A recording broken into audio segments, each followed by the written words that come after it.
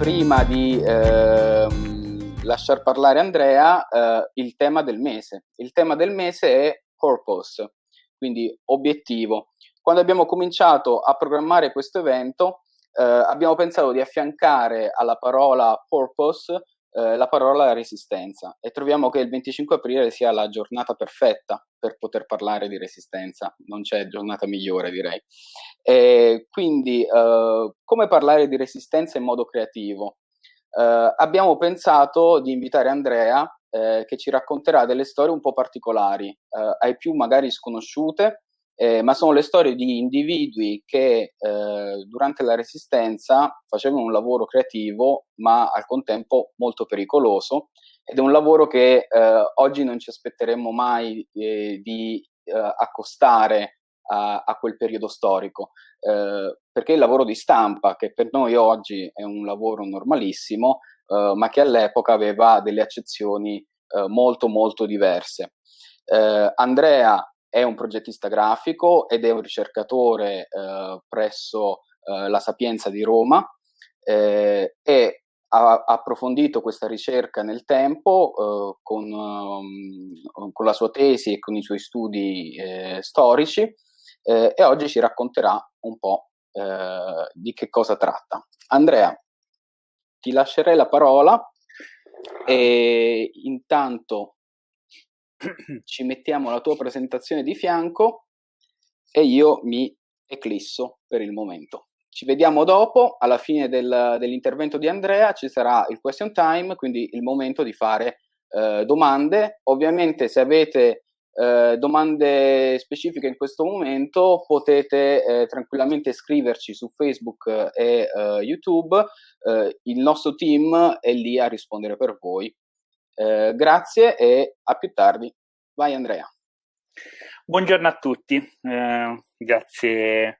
Io innanzitutto parto con appunto ringraziare i ragazzi di Creative Mornings che sono stati...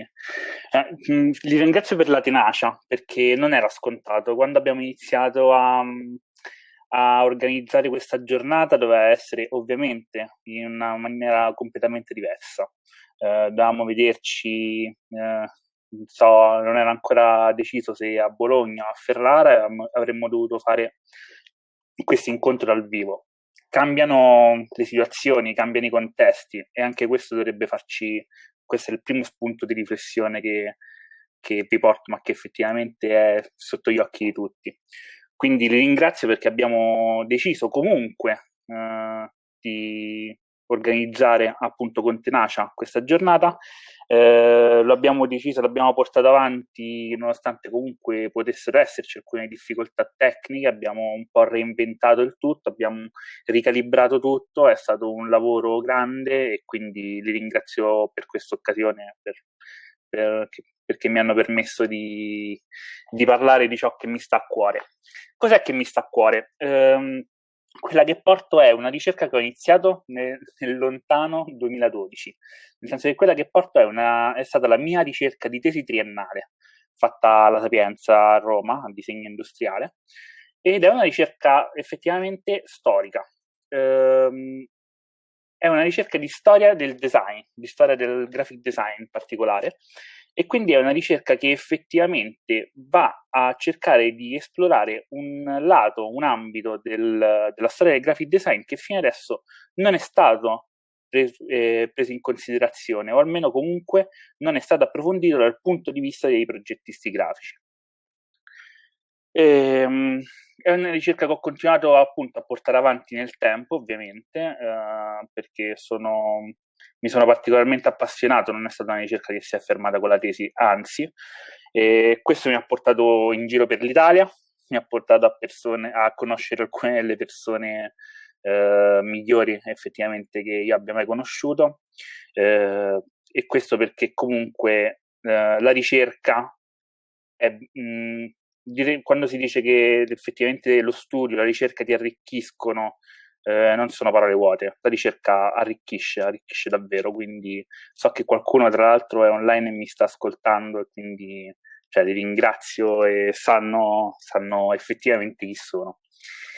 Sono contento appunto di farla il 25 aprile, perché che ne dica qualcuno, il 25 aprile è la festa della liberazione, è la festa della liberazione dal nazifascismo, è la festa della libertà riconquistata città per città, metro per metro, e quindi io penso che sia una cosa che non possa passare in secondo piano. Vi racconterò un po' oggi qual era il contesto, cioè perché effettivamente ci fu il bisogno di organizzare una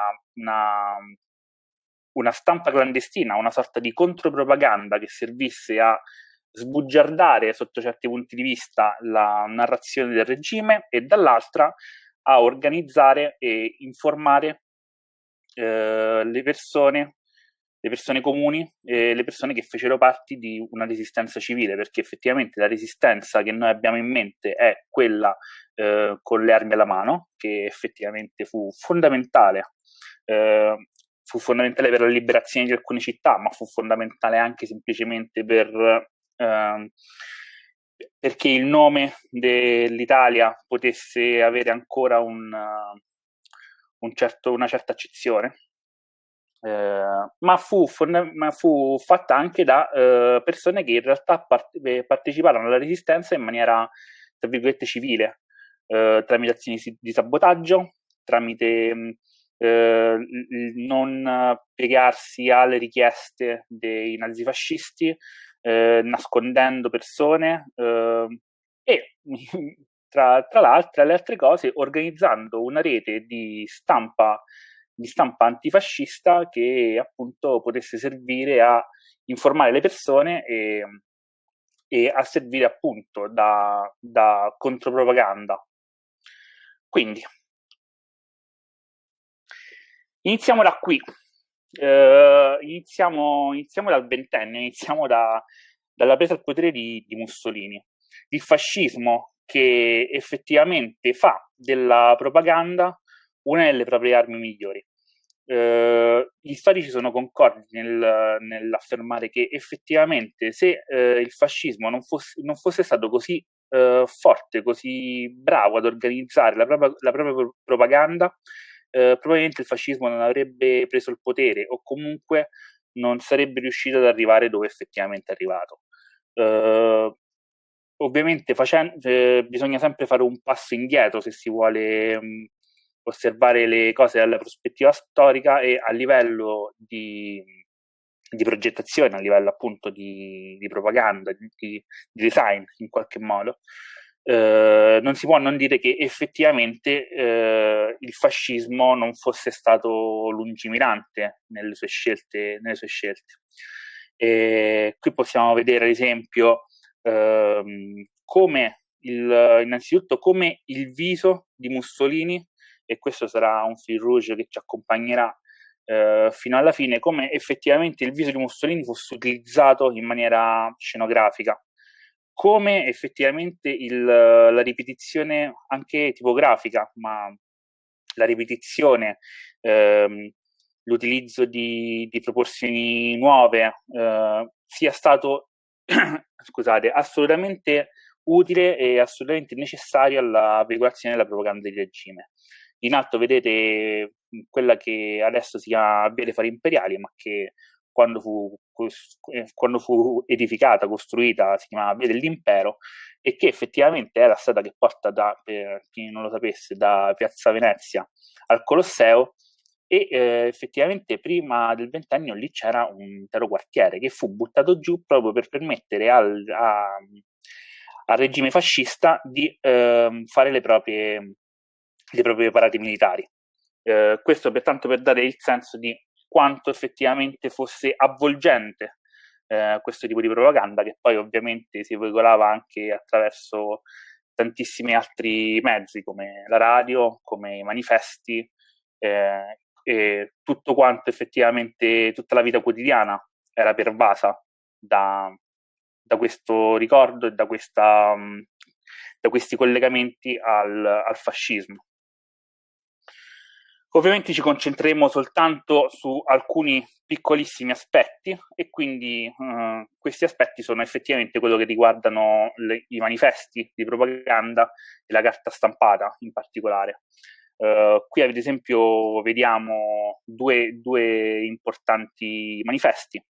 Il primo è del 1934, fu fatto da un designer molto importante che si chiamava Santi Sciavischi, e effettivamente riprende di nuovo, lo vedete in tutti e due gli esempi, il viso di Mussolini, ma vedete anche l'utilizzo particolare della tipografia. Il secondo, quello che vedete a sinistra, è praticamente il manifesto che venne affisso a Roma dopo il famoso discorso di Mussolini, quello del 10 giugno, e vedete effettivamente come di nuovo la ripetizione, questo vincere che è così forte due volte, che diventa uno slogan conosciutissimo e che ancora oggi effettivamente ogni tanto viene in qualche modo ripreso. Tuttavia vedete che non soltanto iniziamo a capire, ad aprire alcuni discorsi, alcune cose su cui vorrei farvi soffermare. Vedete che non soltanto si trattava di una propaganda appunto incentrata sul duce o su comunque tutti quanti gli aspetti del fascismo, ma si iniziava a parlare anche dei sabotatori. In questo caso qui stiamo parlando di due manifesti che furono fatti già durante la Resistenza, però vedete che effettivamente inizia ad esserci questa figura, la figura del partigiano, che però non viene mai definito partigiano dai fascisti, e vede come da un punto di vista iconografico questi uomini vengono rappresentati. Vi invito a tenere queste immagini in mente, perché poi avremo la possibilità di vedere invece come l'altra parte andrà a rappresentare se stessa, ovvero a rappresentare la figura del partigiano. Tra l'altro è sempre interessante riuscire a trovare le fotografie di questi manifesti appunto, di questi manifesti nelle fotografie d'epoca, come vedete nella foto al centro, e ci si rende un po' più conto di quanto effettivamente fosse pervasiva, quanto fossero pervasivi questi manifesti, nel senso che non era ancora le città non erano ancora dominate dalle immagini pubblicitarie che erano o che sono ormai dappertutto. Quindi dobbiamo, per riuscire a capire questo tipo di cose, dobbiamo cercare di entrare un minimo nel contesto. Qui ne vedete altri due, sempre fatti durante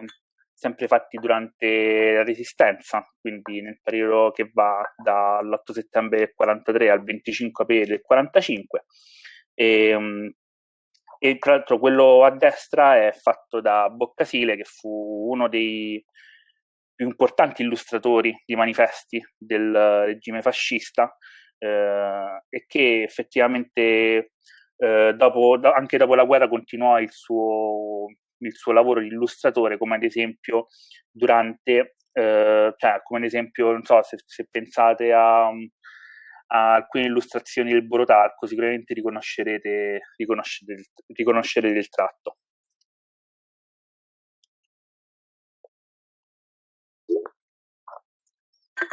È interessante anche vedere come effettivamente la propaganda nazifascista, e qui troviamo altri due manifesti di Boccasile, venne accolta a Liberazione Avvenuta. Vedete qua, è un ottimo modo per capire quanto effettivamente questa propaganda fosse vista dalla popolazione come presente, come importante, tant'è che a Liberazione Avvenuta ci furono queste scene che appunto sono state in questo caso fotografate, ma ce ne furono molte altre. Ho trovato molte descrizioni di queste scene nelle varie città, con le persone che se la prendono con i manifesti proprio per per far vedere, per far capire la loro rabbia nei confronti del regime nazifascista. Quindi effettivamente una propaganda che era importante, che era vista come una forza imperante all'interno del tessuto cittadino. D'altra parte, però, i fascisti non soltanto si adoperarono per propagandare appunto i loro ideali, le loro convinzioni, ma fecero in maniera che tutti coloro che erano avversi e che avevano un pensiero diverso rispetto a quello a loro, non potessero propagandare i propri ideali. E quindi sappiamo bene tutti quanti come organizzarono la vita italiana, che comunque iniziarono prima a chiudere le associazioni, poi i partiti, poi gli assembramenti furono vietati. Non entro in questa parte perché sarebbe troppo lunga, però io volevo farvi vedere alcune immagini di come trattavano ad esempio la stampa che all'inizio fu attaccata in questa maniera violenta. In alto a destra per esempio potete vedere la sede del giornale Avanti, o comunque dei roghi di giornali che avvenirono in parecchie città italiane. E poi fino a semplicemente a chiudere i giornali che erano avversi al regime fascista e fino appunto a negare completamente la libertà di stampa, che fu a proposito di 25 aprile, fu una delle più grandi conquiste del 25 aprile dell'Italia liberata. Qual è il contesto in cui iniziò a nascere la stampa clandestina? La stampa clandestina iniziò a nascere da una parte fuori dall'Italia, con tutti quanti gli intellettuali o comunque le persone che avverse al regime, che furono costrette o che comunque decisero di lasciare l'Italia per la situazione politica. Queste persone iniziarono a riorganizzarsi in piccoli gruppi anche all'estero e iniziarono a propagandare spesso e volentieri non portando questa stampa anche all'interno dell'Italia, ma più che altro rivolgendosi ai propri cittadini o alle persone che comunque li avevano seguiti negli altri paesi, e quindi potendo fare un tipo di stampa come quella che vedete a sinistra, che aveva la possibilità effettivamente di essere molto più progettata. Non c'erano problemi di velocità, non c'erano problemi di budget, non c'erano problemi di materiali, ad esempio, e quindi c'è la possibilità di aggiungere, per esempio, anche una parte iconografica ben studiata, come vedete questo Mussolini qui. In particolare questo manifesto fu fatto negli Stati Uniti d'America, appunto da persone espatriate dall'Italia verso gli Stati Uniti.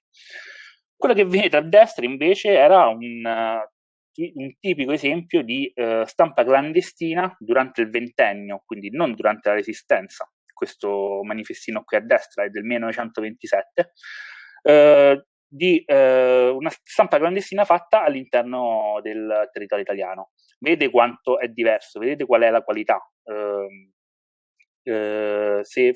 Per i grafici che mi stanno sentendo, se notate bene anche soltanto le 2A di lavoratori, effettivamente si vede che non sono due caratteri mobili. Si vede che effettivamente è stato disegnato sulla base dei caratteri mobili, ma probabilmente è stato inciso o comunque è stato rifatto a mano. Tutto quanto il lettering è stato rifatto a mano, anche le 2 F diffondete vedete che sono leggermente diverse. Questo perché? Perché una delle caratteristiche fondamentali per quanto riguarda la stampa clandestina è proprio la mancanza di mezzi.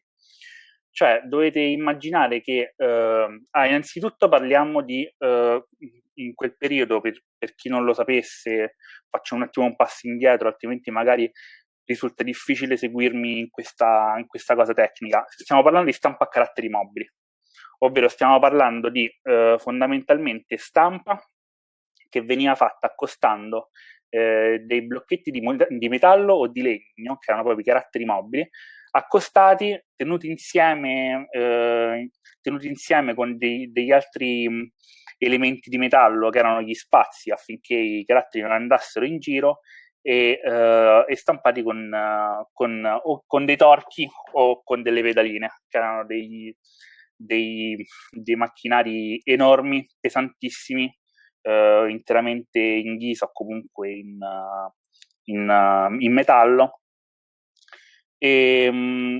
Quindi dovete considerare che stampare a quei tempi non era proprio la cosa più semplice del mondo, anzi richiedeva spazi e richiedeva una preparazione per allestire il laboratorio di stampa molto importante. Quindi, ad esempio, utilizzare invece, come nel caso qui a destra, dei mezzi molto più leggeri, anche soltanto, era preferibile. La stampa clandestina fu fatta appunto fondamentalmente da tipografi che lavoravano normalmente nelle tipografie e che si ritrovarono o a utilizzare le proprie tipografie, i propri luoghi di lavoro di notte per stampare per i partigiani, oppure da persone che in realtà si improvvisarono tipografi. Tant'è che una delle caratteristiche fondamentali della stampa clandestina è che non è particolarmente interessante da un punto di vista estetico. Tuttavia ci furono anche delle eccezioni. Quindi ho deciso di portarne una, ce ne sarebbero altri, ma appunto per motivi di tempo ho deciso di portarne una. Questa eccezione, ad esempio, è Albert Steiner. Albert Steiner, che era il nipote di Matteotti, e che nel 1924 appunto fece questo piccolo manifesto. Lui era poco più che un bambino. Fece questo piccolo manifesto che vedete in alto a sinistra, con a basso Mussolini che è un capo degli assassini, che diventerà effettivamente molto iconico nella storia della grafica.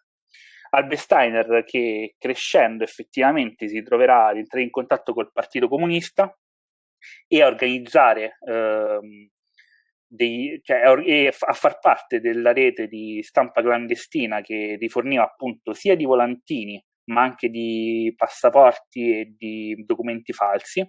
E qui vediamo appunto due suoi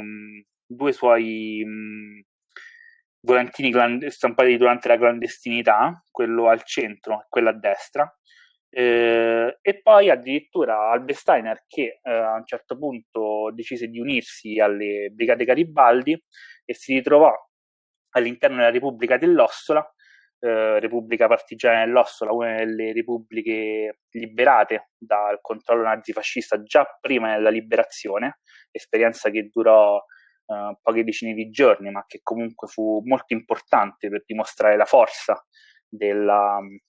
dei partigiani, e che effettivamente, ad esempio, disegnò a sinistra una sorta di carta intestata del CLN, il Comitato di Liberazione Nazionale, della divisione della Val d'Ossola. Quella che vedete al centro invece è il retro del manifesto a destra, quello del 10 giugno, appunto, in cui effettivamente c'è scritto "stampa con torchio di copelettere" nello studio di Matilde e Aldo Stefani. Aldo Stefani era il nome di battaglia appunto di Albert Steiner e Matilde era la moglie di Steiner. Quindi veniamo, a parte questo esempio, questo particolare esempio di una persona che effettivamente era grafico e poi lascerà un segno nella storia della grafica italiana. Tuttavia, ovviamente questa si tratta di una rivoluzione fotografica fatta dopo il 25 aprile, perché per ovvi motivi. Però fondamentalmente questa era la condizione in cui si trovarono a operare i tipografi della Resistenza. Erano appunto nascosti E la prima problematica, come dicevo prima, era reperire il materiale per stampare, quindi i caratteri tipografici, che vedete, questo è un cassetto con dei caratteri tipografici all'interno. Ogni scompartimento ha una lettera, nel senso che negli scompartimenti più grandi ci sono le vocali, in quelli più piccoli ci sono le consonanti e poi i numeri e poi le maiuscole.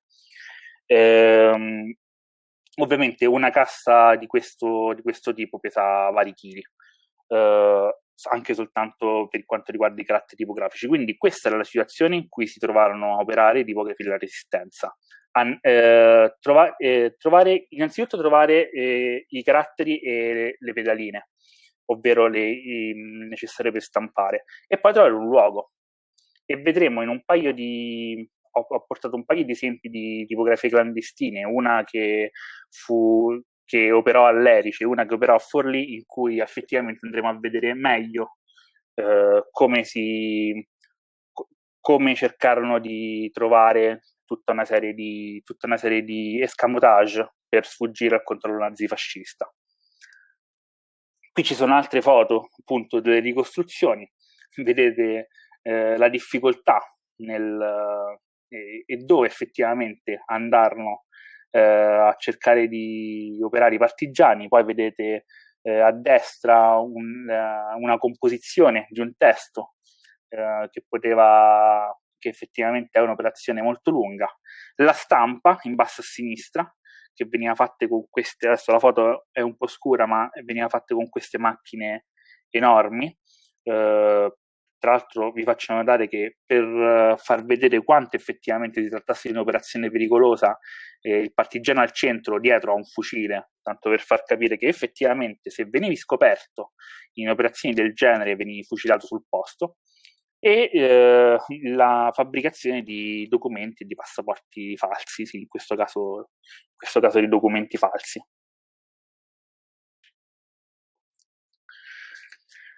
Questo è appunto un'altra fotografia di un partigiano, di un partigiano tipografo, effettivamente. E questi sono dei classici esempi di stampa di volantini antifascisti, e non potevo iniziare appunto, visto l'invito, non potevo che iniziare da alcuni esempi riferiti alla città di Ferrara. Città di Ferrara che effettivamente vide almeno una tipografia clandestina molto importante. Il tipografo in alto a sinistra è effettivamente un appartenente di quella tipografia, tipografia che era organizzata all'interno della città e che fondamentalmente si servì di tipografi professionisti, ma anche di tutta quanto una rete di persone che stavano intorno e che facevano in modo che a questa tipografia arrivasse il materiale e che poi il materiale stampato venisse distribuito all'interno della città. Tipografia che stava appunto nella città di Ferrara. Poi se avete domande rispetto a questo io cerco di andare un po' avanti, altrimenti rischiamo di andare un po' troppo lunghi coi tempi. Comunque sì, tra i tipografi ricordiamo ad esempio Bertoncini, che fu uno dei tipografi che effettivamente animarono la resistenza a Ferrara. Questo.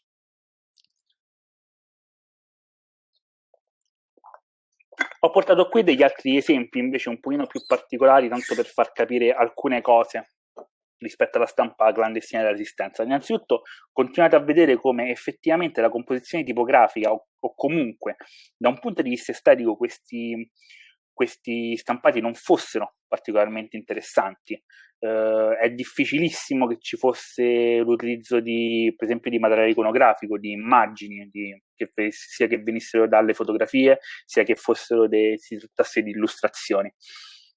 E effettivamente ogni tanto anche la composizione tipografica non era così perfetta, c'erano degli errori che appunto i grafici che mi stanno ascoltando possono individuare abbastanza facilmente proprio nella gerarchizzazione dei testi. Questo perché spesso e volentieri, come ho detto, non si tratta di tipografi professionisti e quindi con tipografi abituati a comporre testi, ma di tipografi, tra virgolette, improvvisati, che tuttavia diedero un apporto fondamentale a quello che appunto alla contropropaganda di cui parlavo prima. Qui appunto vi porto 3 esempi. Il primo è un manifestino che è molto piccolo. Questo perché? Perché effettivamente anche soltanto l'approvvigionamento della carta era molto complicato, quindi risparmiare carta era soprattutto in alcuni periodi era fondamentale. Il secondo è un manifestino stampato con inchiostro rosso, e in questo caso appunto non era una scelta progettuale, ma semplicemente in quel caso chi di dovere era riuscito a trovare dell'inchiostro rosso per stampare, e quindi si era deciso di stampare tutti quanti i volantini con l'inchiostro rosso.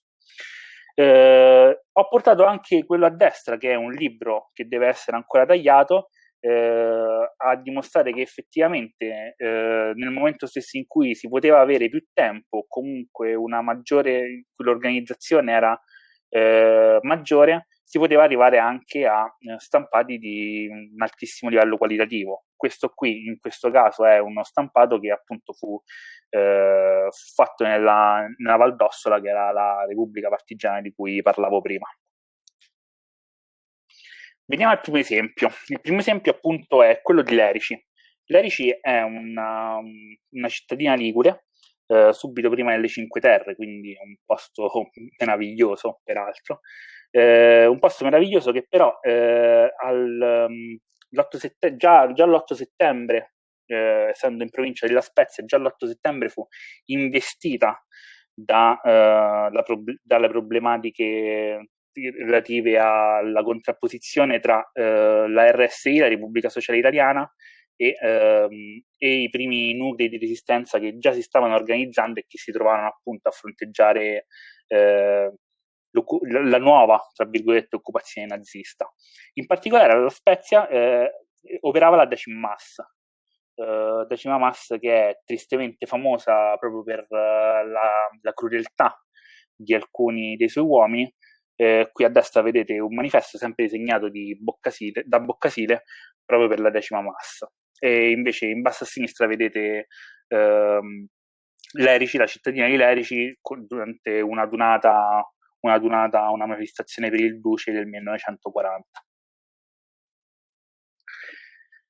All'interno di appunto a Lerici ci venne organizzata una tipografia clandestina che effettivamente rifornì gran parte del territorio e gran parte della Liguria di manifesti antifascisti. In particolare questi manifesti vennero distribuiti nelle varie fabbriche e soprattutto al porto di Spezia, e quindi ebbero un ruolo fondamentale nell'organizzazione degli scioperi del 1944.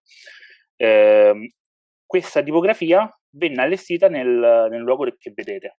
Si tratta penso che sia abbastanza facile da intuire, ma si tratta di un'antica villa in mezzo a un bosco, che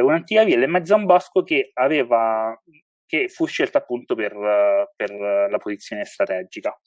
Considerate che la difficoltà di portare una pedalina che pesava 12 quintali, quindi 1,2 tonnellate, su per quella stradina che vedete in basso a sinistra.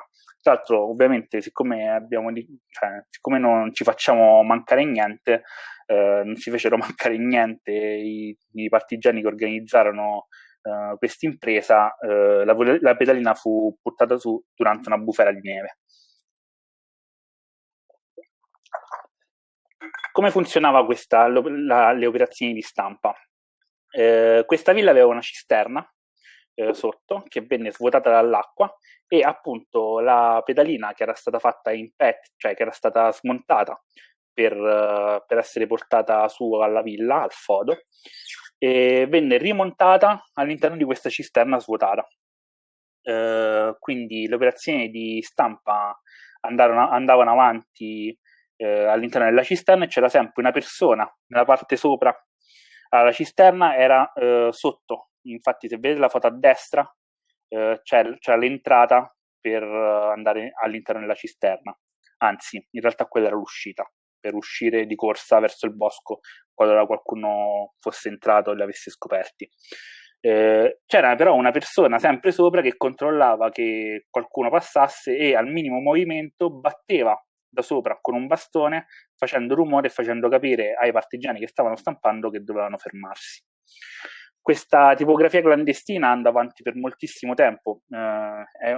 Ognuna di queste storie è una storia che meriterebbe un intervento a sé, quindi io la faccio molto veloce. A un certo punto i nazisti ebbero bisogno di requisire la villa perché effettivamente era da un punto di vista strategico, perché dominava il Golfo, quindi effettivamente aveva un punto di vista strategico, e quindi andarono a bussare alla villa.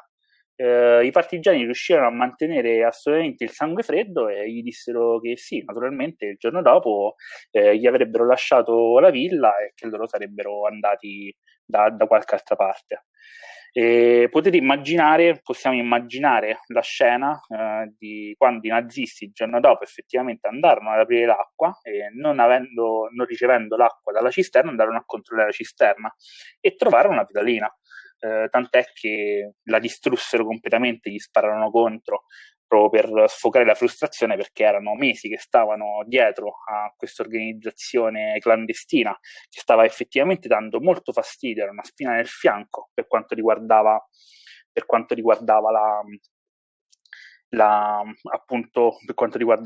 la resistenza. E quindi distrussero la pedalina e ci sono questi racconti di questi partigiani che avrebbero voluto portarla in trionfo in città, ma non poterono mai. Questi sono degli esempi che tra l'altro ho trovato abbastanza recentemente, ho trovato giusto un anno fa negli archivi di storia di Spezia, e questi sono degli esempi di stampati clandestini. Esempi di stampati clandestini che uscirono effettivamente da quella tipografia. Vedete che effettivamente non sono particolarmente interessanti, però sono importantissimi da un punto di vista storico. E soprattutto comunque furono fondamentali per organizzare, in questo caso ad esempio, i giovani soldati e i giovani marinai.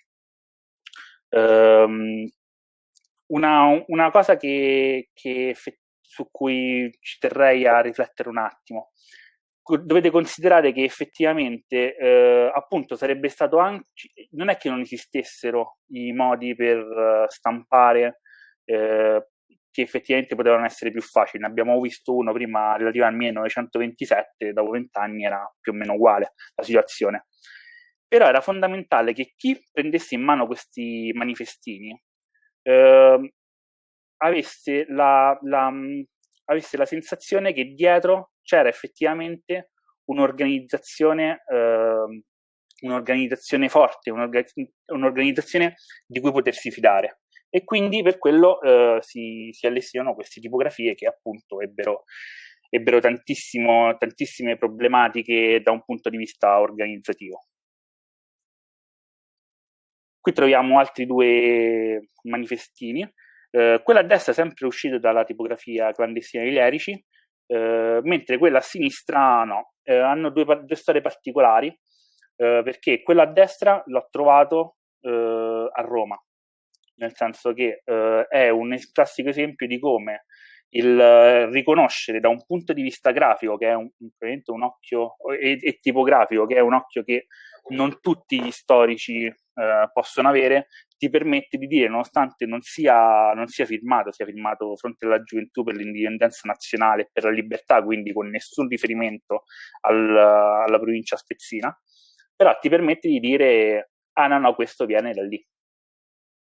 Quindi ricordo ancora quando ho chiamato i miei amici all'Erici e ho detto: ragazzi, ho trovato un vostro manifestino qui a Roma. Perché dovete sapere che l'archivio, i partigiani provarono a fare un archivio della tipografia clandestina di Lerici, raccolsero una copia di tutti i manifestini stampati e la misero in una fenditura di un muro. Tuttavia questo archivio prese l'acqua, cioè ci piovve dentro, e quindi tutto l'archivio fu ridotto praticamente in poltiglia, e è diventato molto difficile riuscire a ritrovare i volantini di quella tipografia. Infatti è uno di quei classici esempi in cui la storia della tipografia è stata narrata in maniera piuttosto precisa, ma tuttavia manca completamente o quasi completamente la parte iconografica. Quella a sinistra invece è un manifestino appunto comunque riferito alla provincia spezzina, ma semplicemente andando a vedere i caratteri tipografici. In questo caso è molto facile, ho scelto un esempio molto facile, si può capire che non venisse da quella tipografia per il semplice fatto che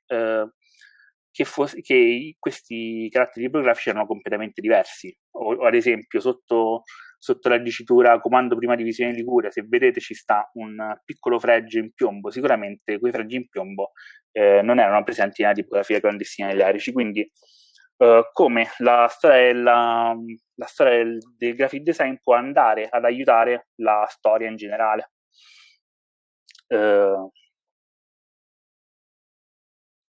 Passiamo invece al secondo esempio.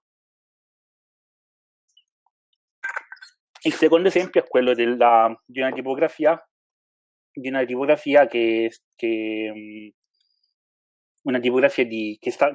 fu operativa a Forlì.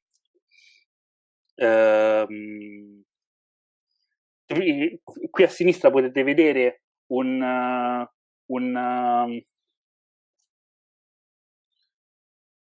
qui a sinistra potete vedere un manifestino appunto uscito dalla tipografia di Forlì, mentre a destra potete vedere la cassettiera che conteneva i caratteri che furono utilizzati appunto per comporre questi manifestini. Questa tipografia aveva una organizzazione un po' diversa, in quanto la parte di composizione veniva fatta da una parte e la parte di stampa veniva fatta invece in un altro luogo. Questo perché proprio per mancanza di spazio era difficile riuscire ad allestire un luogo che avesse entrambe le fasi di stampa, appunto, nello stesso luogo fisico. Quindi la composizione veniva fatta in un luogo, veniva trasportata in bicicletta verso un altro luogo e da lì veniva stampata. E questa cassettiera tipografica ha una storia abbastanza particolare, perché a un certo punto, nella buca in cui questa composizione veniva fatta, questa buca iniziò ad avere dei cedimenti perché ci fu una settimana di piogge particolarmente intensa, e fu messa in verticale e fu utilizzata affinché la buca non crollasse addosso ai partigiani che vi erano dentro. Alla tipografia clandestina di Forlì partecipò anche un artista, che oggi lo definiremmo un illustratore, che si chiama Francesco Livucci, che effettivamente tramite l'uso della xilografia fece in modo di aggiungere anche una parte iconografica agli stampati. Qui vedete ad esempio, appunto, prima abbiamo visto come i fascisti rappresentassero i partigiani. Qui vediamo effettivamente come i partigiani rappresentassero se stessi. Questa appunto è una xilografia, è molto piccola, pochissimi centimetri, tra l'altro è divisa in due parti. Infatti vedete nella parte al centro c'è una riga bianca proprio ad indicare dove finiva una matrice e dove iniziava l'altra. E fu attivo Francesco Livucci anche per quanto riguardava i documenti falsi. Qui vedete due timbri che fece lui, dei timbri appunto che riportavano dei timbri municipali. e per i prestiti per la lotta di liberazione. Ora, su questi prestiti per la lotta di liberazione erano una sorta di moneta che veniva data quando i partigiani andavano a prendere da mangiare dalle fattorie, andavano effettivamente a requisire farina, uova, lasciavano questi stampati, questi piccoli stampati che venivano timbrati, appunto, venivano bucati a seconda del valore che dovevano avere e venivano lasciati alla popolazione. La popolazione che prendeva appunto questi piccoli stampati e nonostante fossero stati fatti nella maniera migliore possibile da un punto di vista grafico dicevano sì dai, sentite, va bene, prendetevi le uova, prendetevi quello che volete, però non mi state a dare questa roba che tanto effettivamente sappiamo benissimo che non vale niente. E invece la liberazione è avvenuta, pensate che effettivamente lo Stato si adoperò per risarcire chi aveva effettivamente tenuto questi piccoli stampati, che appunto furono una sorta di banconota, effettivamente. Qui vedete degli altri esempi di volantini stampati nella tipografia di Forlì e vedete che effettivamente si rivolgevano spesso a diverse fasce della popolazione, esattamente come si rivolgevano a diverse fasce della popolazione anche i giornali, appunto. C'era Noi Donne, che era per le donne, Terra e Libertà, che era per i contadini, e ci sono tantissimi, cioè dalla tipografia di Forlì uscirono almeno una dozzina di testate diverse, di giornali diversi. Tra l'altro il Partigiano, che abbiamo visto prima, era una xilografia proprio per un numero di Noi Donne. Qui potete vedere, a proposito di giornali, come effettivamente...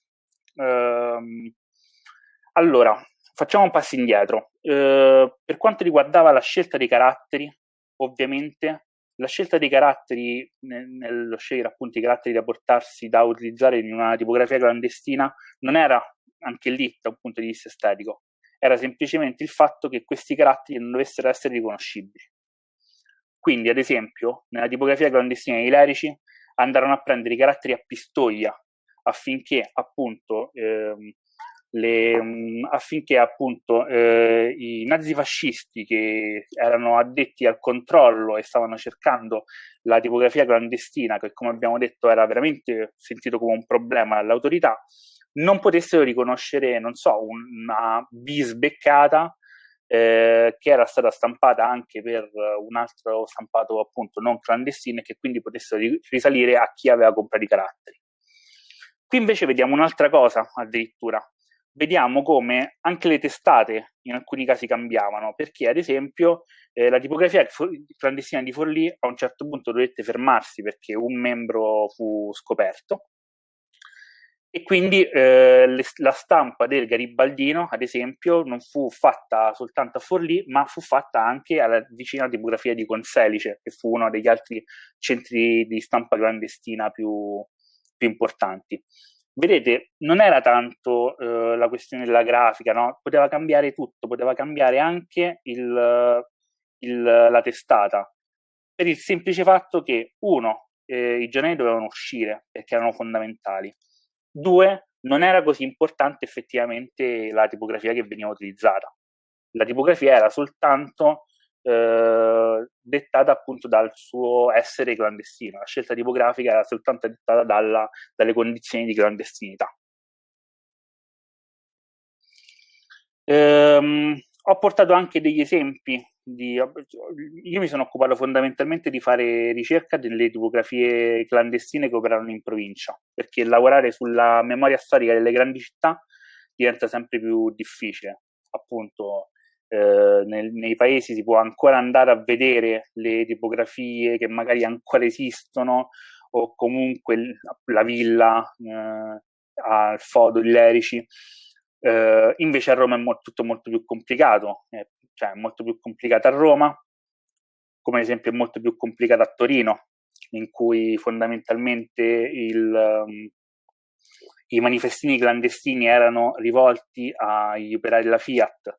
Invece qui a destra possiamo vedere un esempio di un manifestino redatto in lingua tedesca. Delle donne coraggiosissime andavano nei tram affollati e mettevano questi manifestini direttamente nelle tasche dei soldati nazisti.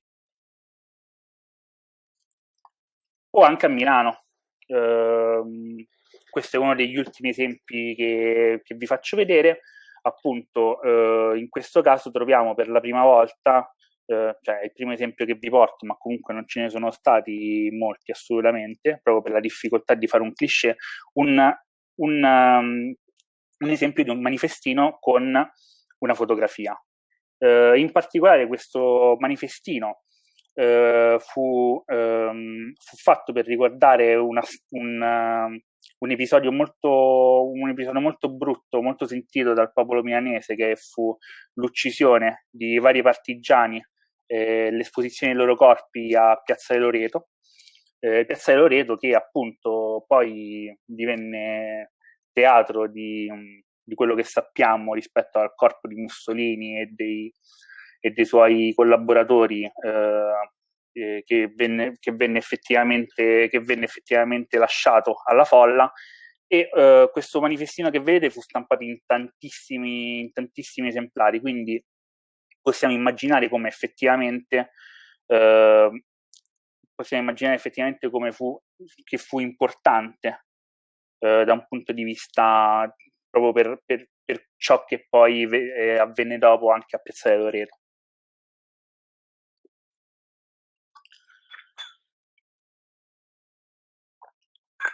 Scusate, ogni tanto bevo anche per prendere fiato.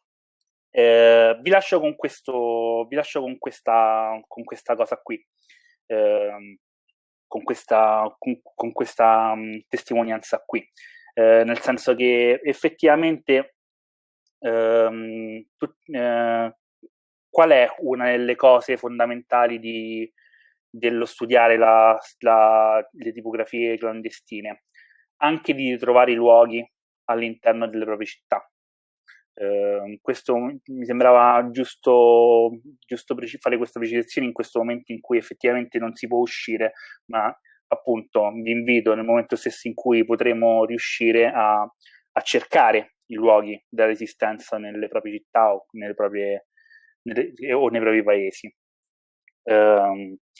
In questa testimonianza di Secondo Negrini, che era un partigiano di Bologna, Secondo Negrini disse: il giorno dopo la battaglia, mentre con i feriti eravamo nella base della Bolognina, in via Leonello Spada 5, venne Vincenzo Masi, che si interessava della stampa, a chiedere 3 partigiani per la produzione di una tipografia che doveva stampare un giornale con la verità sulla battaglia di Porta Lame, e il tipografo, sebbene la pensasse come noi, aveva paura e voleva essere protetto, perché nella casa c'erano le brigate nere. Andammo io, l'italiano e il Gallo. Mettemmo i mitra e le rivoltelle in un sacco e poi partimmo in bicicletta verso Porta Zamboni, e qui passammo il blocco della porta. La tipografia era subito dentro la porta, prima di arrivare a via Belle Arti, sotto il portico. Era una piccola tipografia artigiana. Il Gallo e l'italiano andarono dentro, misero le armi nel cesso e io restai fuori a fare la guardia, armato. Restammo là dalle 9 della mattina fino alla sera, quando tutti i giornali erano pronti e impacchettati, e uno arrivò col furgoncino e portò via tutto. Quel giornale era l'Unità Clandestina e portava, come ho detto, le notizie sulla battaglia di Porta Lame. Fu distribuito il giorno dopo e molte copie furono affisse ai muri. La sera ritornammo alla base senza noia. E questa era la copia dell'Unità. Ecco, ho aperto con un esempio di Ferrara, chiudo con un esempio di Bologna. Mi sembrava giusto portare, visto che mi ha invitato, portare anche questi esempi, e ho finito. Grazie per la pazienza.